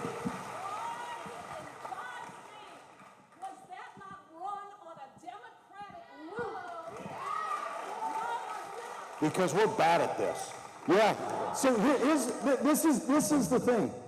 You know, If you think that the elections are won on policy, do you think the crazy shit that Donald Trump said would have polled well, invading Greenland, taking over Panama, making Canada the 51st state of America, decimating Social Security, Medicare, and none of this shit is popular. The one thing that he showed is that he's crazy enough to believe what he's saying and to see it through. Democrats who support every popular issue in this country, including this one on immigration, have, present company excluded, they've shrunk from every single fight in front. Oh shit, is immigration going to be on? Well, maybe I just won't talk about it and it will go away. Maybe I just won't visit the border and nobody will notice. Maybe I just won't do anything for the people who have come here and made America great by their very presence. Well, listen, we are going to stand up and fight for all of us, including the immigrants. El Paso, Texas, my hometown, one of, if not the safest cities in America, not despite, but because it is a city of immigrants who have chosen to make their stand in this country. Houston, Texas, the most diverse city in the United States of America, and we are so fucking proud of it, and we're going to lead. We are going to lead on these issues. Voters smell fear, they smell weakness, and they smelled it in our party when we didn't stand up and fight for the people that we believe in, the people that we historically served and protected, and did not have the courage of our convictions. No more, folks. I agree. The defining line as our party is you fight or you surrender. We are going to be able to go into those spaces. We're going to do it. You want to go one? Yeah, go. We got to go. Catch a plane. We fight propaganda by telling the truth. That's the question here. When we don't fight it, let me just tell you one quick thing, point of privilege. When we don't fight it, and you have this guy in the highest position of power in the land, and he keeps talking about invasions, and he describes people as though they were animals, that's his word, as dumb beasts, and he treats them that way. He puts them in cages, like you would put a dog or a wild animal that you're about to put down, but it's a human fucking being. When he says this, when he's at a rally in Florida in 2019, he says, folks, what are we going to do about this invasion? And folks, at that rally, someone yells out, shoot them. And everybody laughs, and Donald Trump smiles. Months later, one of our fellow Texans drove with his AK-47 from Allen, Texas, 600 miles to El Paso, showed up in my hometown of August that year, walked into a Walmart in full battle gear, with hundreds of rounds, and started shooting people. He told cops afterwards when he was arrested, he said, I came to kill Mexicans. I came to repel the invasion that I was warned about. That's not just on Donald Trump. That's not just on that terrorist who came in and killed all those people in my hometown. That is, to your point, on each and every single one of us who did not stand up to be counted at our moment of truth for this county. So let us not make that same mistake again. We are going to fight for one another. We're going to do it every single day. Yes. Hi, Beto. Hi, Coach Walz. My name is Maha. I am born and raised in Fort Bend, live in Sugar Land. Shout out my Sugar Land people. Lived here my whole life, and I am a first-generation Pakistani Muslim American. Thank you. I spent this entire election cycle running around my community trying to get as many people as I can to vote for you, to vote for Kamala, and one thing that was really difficult to overcome was Gaza. It is such a difficult situation, and it is so painful to our community. And yes, and I agree.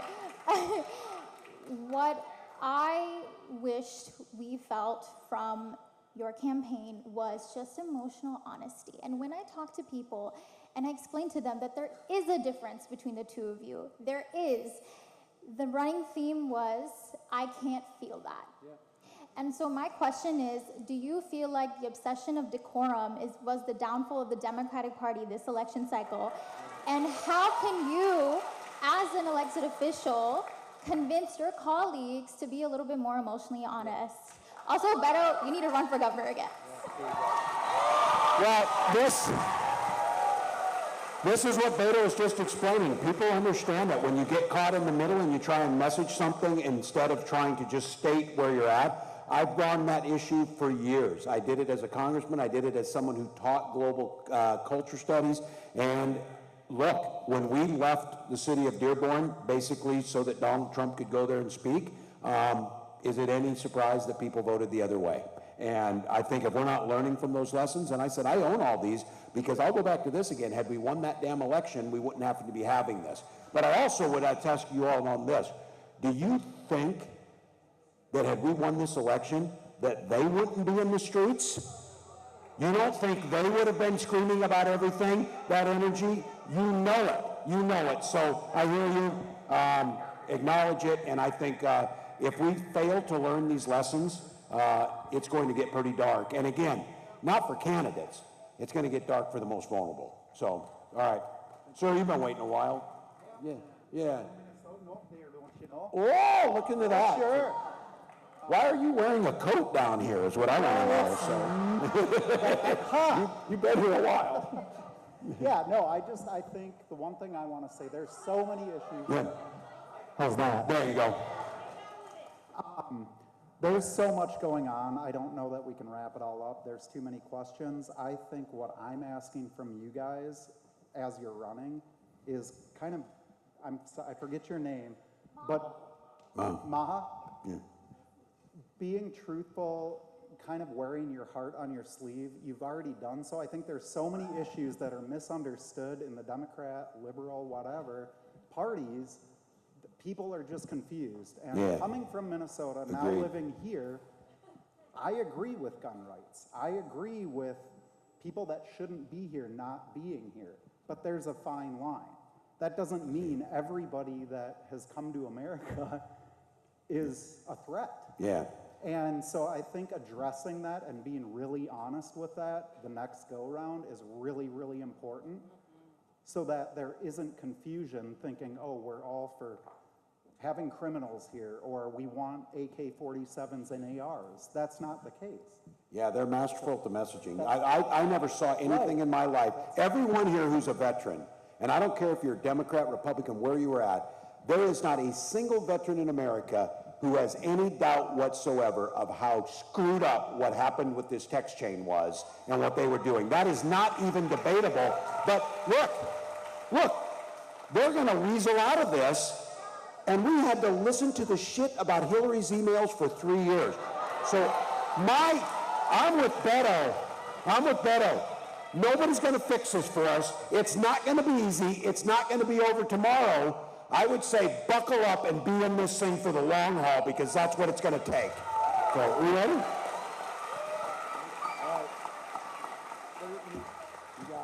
I'm gonna just do a quick housekeeping deal, and then we're gonna ask Governor Walz to make some closing remarks. First of all, I cannot thank you enough. I feel exactly the same way Tim does.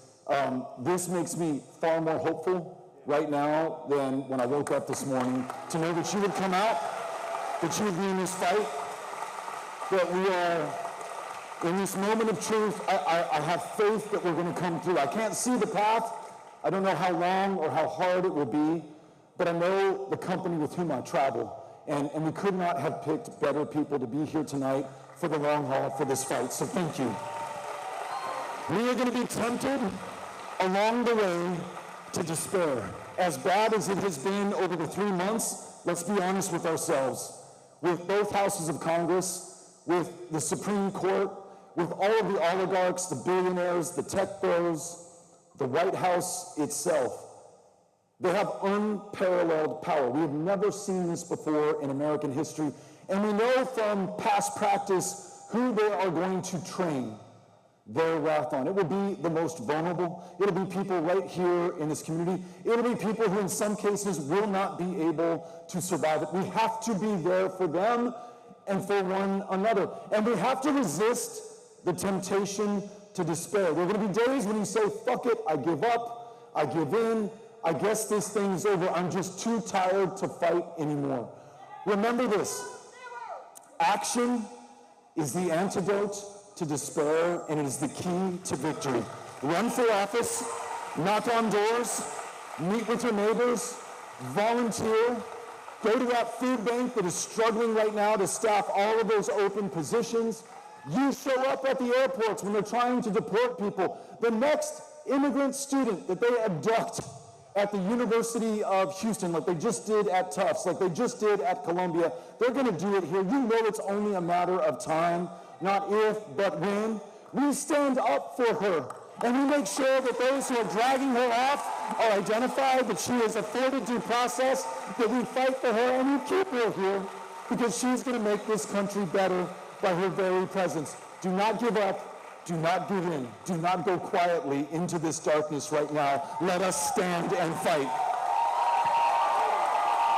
Are we doing pictures back here? After the governor's remarks, he has generously agreed to stay for a little while for anyone who would like to take a picture with him. I recommend you do it and get up here. So allow him to make these remarks, and then if we'd form a civil but fighting line right up here to get to the governor, he'll take a picture with you. So with that, Governor Walz, closing comments. Well, you've been here, it's a long night, you got work tomorrow. Again, I'm going to say this on behalf of myself, thank you. This is good for the soul. And I'm with Beto. Look, I'm an eternal optimist. I supervised that damn lunchroom for over a decade, and I'm optimistic. We as Minnesotans, we walk on water 6 months out of the year. We are optimistic people. But Beto's right. We're in the fight. It's going to be a long one. But we are folks here who have the resources to come out on a Thursday night, to spend time, to drive here.